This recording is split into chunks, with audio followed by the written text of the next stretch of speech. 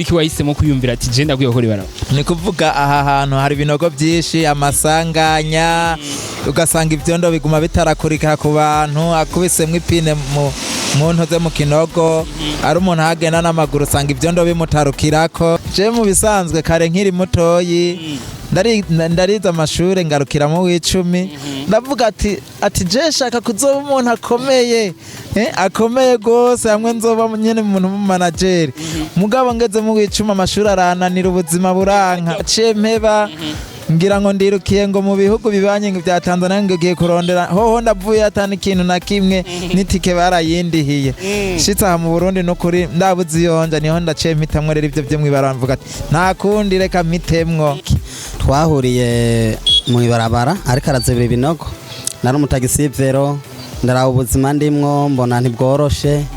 mboce ndamwegera nawo mpakazi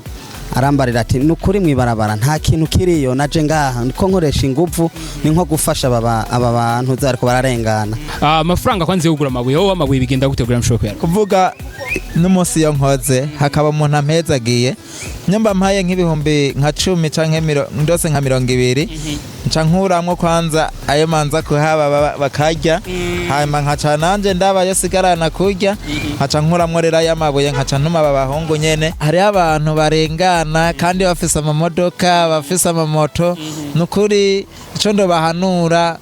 nuko nabo nyene bo kwiyumvira bakadufasha nyamba ari 100 canke 500 akayaduha abamotari nukuri bamwe bariho bankunda cyane hakaba n'abandi usanga bavutura imoto biruka ntibanandabe barimo twafungiye.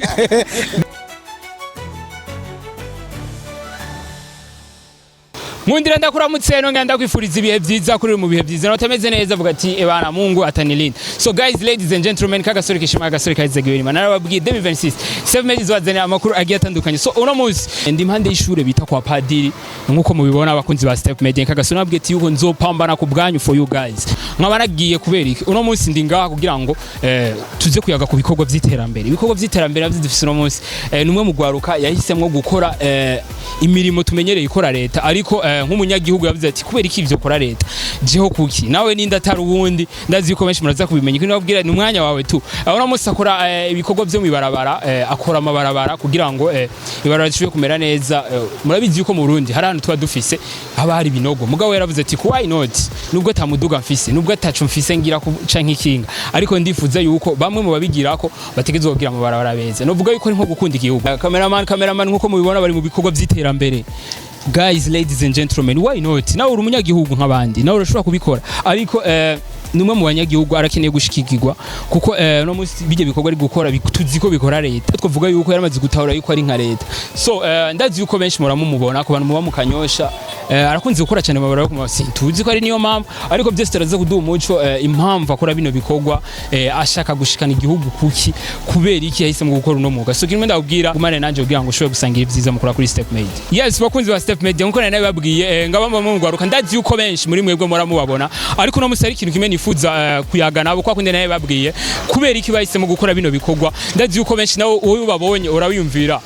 ndazi abariyo benshi bokora kino gikorwa mugabo bo kubera iki impamvu niyi ariko byose tuza kumenya ariko baduhaye umuco. Gisadiki bimeze bite? Ni sawa turashima. Umeze neza? Yego. Umutima no kumubiri. Turamutsa abakunzi ba Step Media mwongera muri abantu. Jenda baramukije cyane ku mazina nta Kritimana Sadiki beshi musanzwe munzi ndibaza katari rya mbere canke rya kabiri.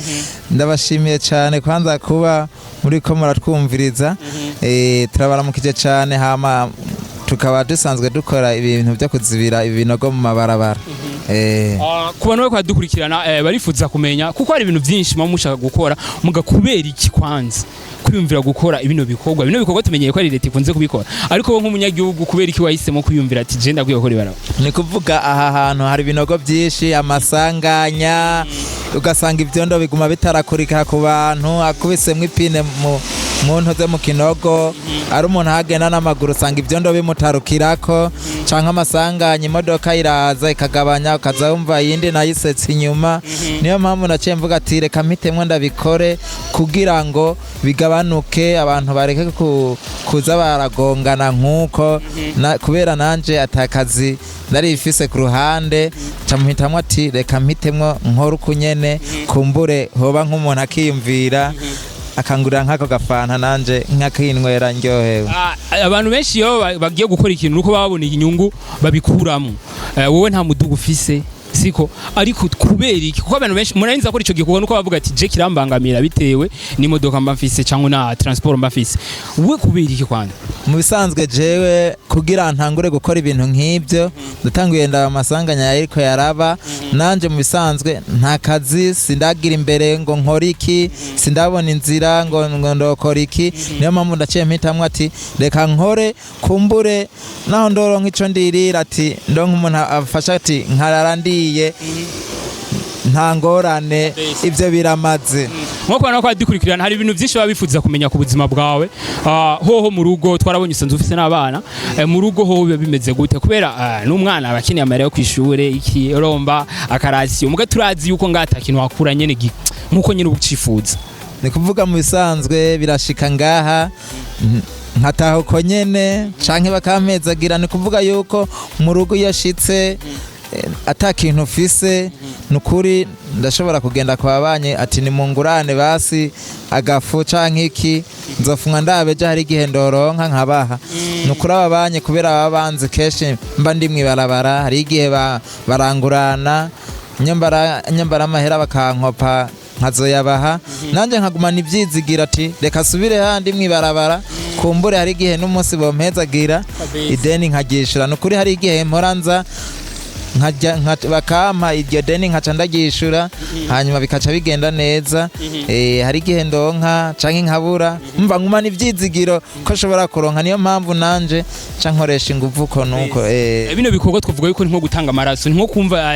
umusuda yagiye kugwana muri Somalia uragwana cyane ko navuga yuko uno musi turakunda uri kumwe n'abandi bantu ho kugira ubatahuzi bashobora kuvyuka ko akenshi si ibi abantu kugira ashobora kugitahura turabona uri kumwe n'abagenzi biwawe hano ho nabo kugira ushobora kubatahuza byari bimeze ni kuvuga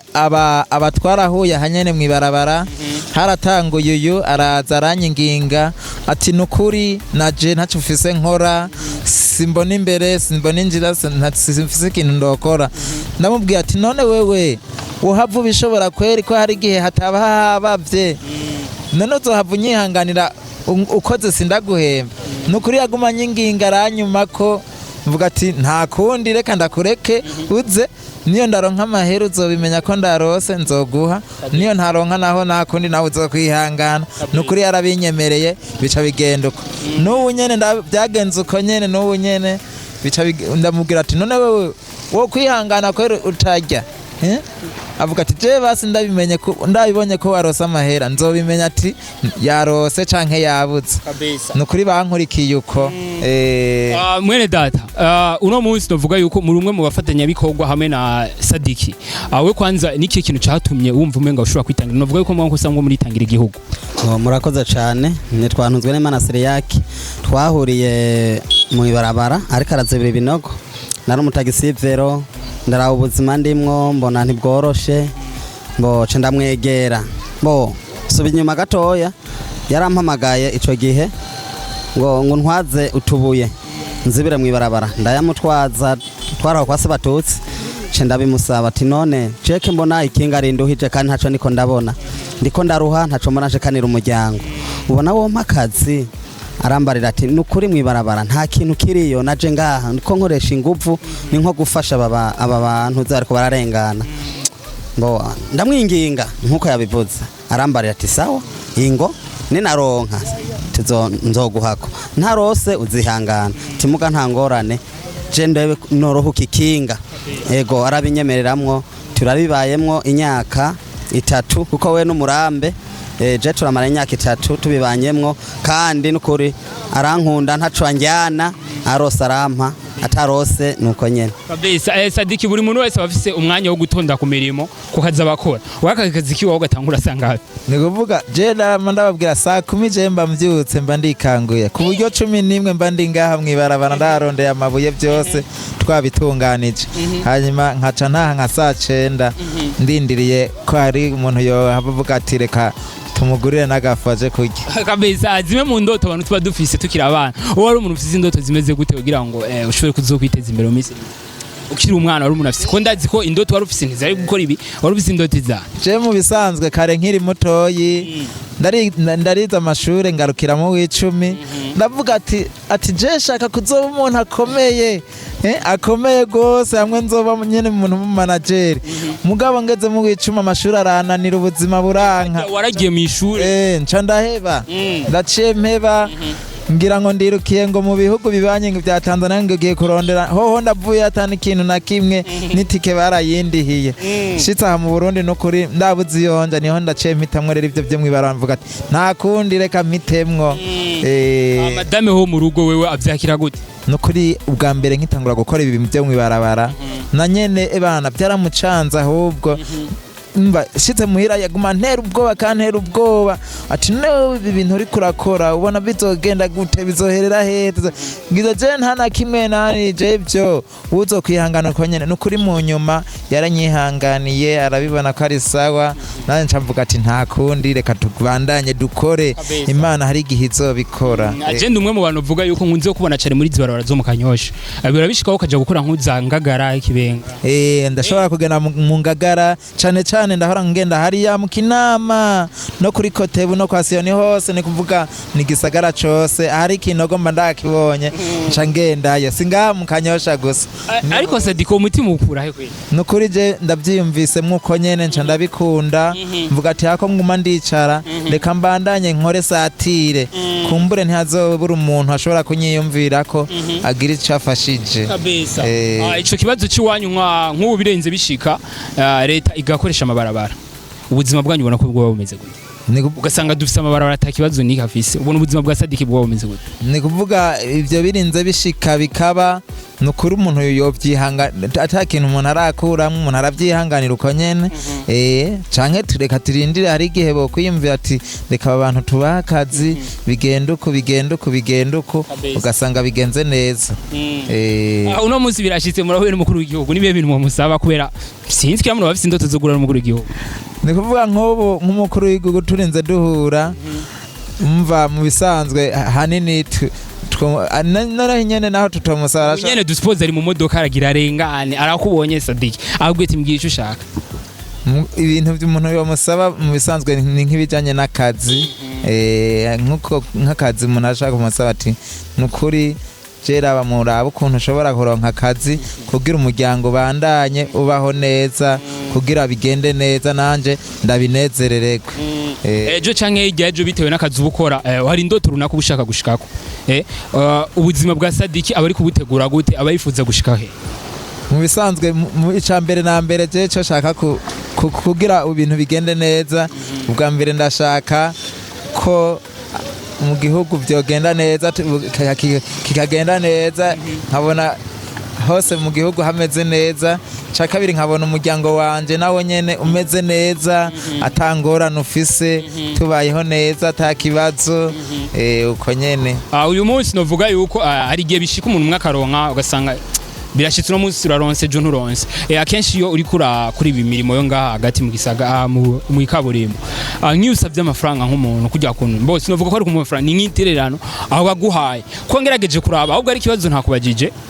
kubijanye n'amabuye amafaranga yo kugura amabuye kuko ibintu byose mukoresha ngana byo birakenera uburyo ibipawa ikini ndabona murambaye n'amajire byerekana ko muri ku murimo amafaranga kwanze yo kugura amabuye aho amabuye bigenda gutegura mshopera kuvuga n'umunsi yo nkoze hakaba umuntu ampezagiye nyamba mpaye nk'ibihumbi nka 10 canke ndose nka 200 nca nkuramwo kwanza ayo manza kuhaba bakarya hanyuma nkaca nanje ndaba yasigarana kurya nkaca nkuramwo rero y'amabuye nkaca ntuma babahungu nyene ati gende mu ndonderera amabuye muyazane muyashikirize ngaha niko bica bigenda ni kuvuga mu gihe naho mba ndabuze naho bajya bamabuye barashobora kuyaduha kuko baratuzi ntidushobora kubaheranira baca bayaduha ati nimutore muraza kuyaduzanira amahera niyo mwayaronka amafaranga nimwe mwimenya Sadiki kubera ko umutima mukura he nukuri ibyo byarashitse uko nyene naje sindabitahura nuko ni ibintu nyene byanje muko nyene naje sindabitahura kabisa nakaye kamotera leta kubijanye n'ibikorwa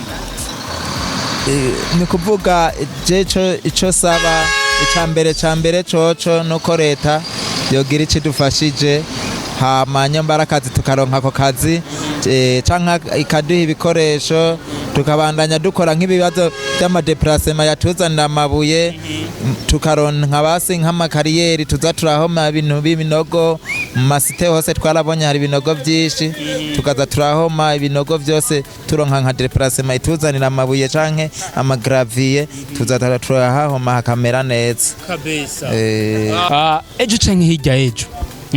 birinze bishika Sadiki akwafatiriwe n'akandi kazi ibi mirimo yo ngazoyita cyangwa azobandanya guma zakurikirana cyangwa ni kuvuga jewe ndavuze ati je naho Imana yofasha nkatera imbere nkagera kure nyene nkumva nko kongeze kure nzotegerezwa kugaruka nyene nzibire ibinogo ndabereke ati ngira ndongere nzibire nkabereka nyene naho ndoba ngiye ku kandi kazi nyene kavuga ati gasaba umwanya na kazi kabandi karagoye nzorerondera umunsi mpaka ndongere nzibire ibinogo ndongere ndiyibukirize kumbure ndigisha abandi kugira nabo babandanye bazibira haze n'abandi bazogume bakora kabisa. Iyo muri ko murubaka ibikorwa nk'ibi muba mufise ati no munsi dukorera ngaha ejo tuzokorera ngaha ejo tuzokorera ngaha yego ni kuvuga n'umunsi nk'ubu turiko turakorera ngaha mwijoro tuca tuvuga ati ejo rero tuzohurira aha uko nyene tuza turabipanga mwijoro ati ejo muzindukire ngaha ejo muzindukire ngaha uko nyene uyu munsi novuga yuko ibintu biri kuba umwana wawe azobibona wibaza ko umwana wawe azovyakira gute abone papa wiwe ari mu bantu bashoboye kwitangira igihugu je ndibaza abana banje bazoryoherwa kuko ndafise n'umwana wanje mukuru hari igihe nzasanga yatwaye ipawa ngo agiye gukorana nyene ibyo mwibarabara ahubwo azohava usanga ari byo ari karakora we mugantu byishimira ko umwana wawe nawe je nukuri naho yobikora ndo byishimira kuko nanje nivyo biriko biratuma umuntu abaho arya afungura neza byose birafasha nukuri kabisa. Nko ku bantu bara barengana uko nyata amafaranga bahaye Sadiki kandi babona ari mu mirimo y'igihugu yo gufasha yo guteza imbere igihugu nakaye kajambo babwira ni kuvuga hari abantu barengana kandi bafise amamodoka bafise amamoto nukuri ico ndo bahanura nuko nabo nyene bo kwiyumvira bakadufasha nyamba ari 100 canke 500 akayaduha tugakora tukabana ingovu akareka kuguma turengana kandi atubona basi nyamba atayafise atubwiye ati nukuri n'umunsi mwakoze neza ivyo biratuma turonka inguvu gusa ugasanga bigenze neza apana kurengana atavuze afunga turamutse je ndazi abatanzania nibo badashobora kurengana ku muntu batamuramukije afunga avuga ati we wiriwe gute canke byagenze gute nukuri turasabye basi bazofumwe bazora turamutse ati bimeze gute kugira turonka inguvu zo gukora ariko Sadiki no munsi ndabona wayaciye turayagabo n'umunsi nukuri ndayaciye gusa babonye nawe imvura yanyagiye ndibaza ngira nayo ndumvira ati none Sadiki yataje vure mirimo ngira yayita oya imvura sishobora naho yigwa nguma nkora sishobora kuhugama ndabandanya nkora gusa nukuri n'umunsi twaguze amabuye menshi mwabibonye niyo mpamvu nca nkuramwo amabuye nkabaha ayasigaye nawe nca ngaburira aba bantu banje kabisa. Abakunzi ba Step Media ariko agasore gishimwe agasore kayizegiwe n'Imana nkuko mubibona nari kumwe na Sadiki hamwe n'urundi gwaruka bashoboye kwiyumvira ibi bimwe bintu ushobora guteza imbere igihugu novuga yuko Sadiki ari mu bantu uvuga yuko yifuze yuko uburundi bushobora kuba nka Dubai ndabeshe 2060 ntidukeneye bizobe bimeze neza mu masitata kuko nko mu masitata hose usanga hari ibinogo byinshi birenze nukuri duteme 2060 2040 hazobe hameze neza ata kinogo na kimwe kizoba kihari nizere neza ko abamotari bose bari ngabo arabago nukuri abamotari nukuri bamwe bariho bankunda cyane hakaba n'abandi usanga bavutura imoto biruka ntibanandabe barimo twafungiye ntibanandabe ndibaza ico ndababwira ni kuvuga ico ndababwira nukuri bazoze baratwaza imoto buke bamanza kunda bati reka fumwe ndamuramutsa basi ngene ndamuramukije nanje bizotuma mbana inguvu nyinshi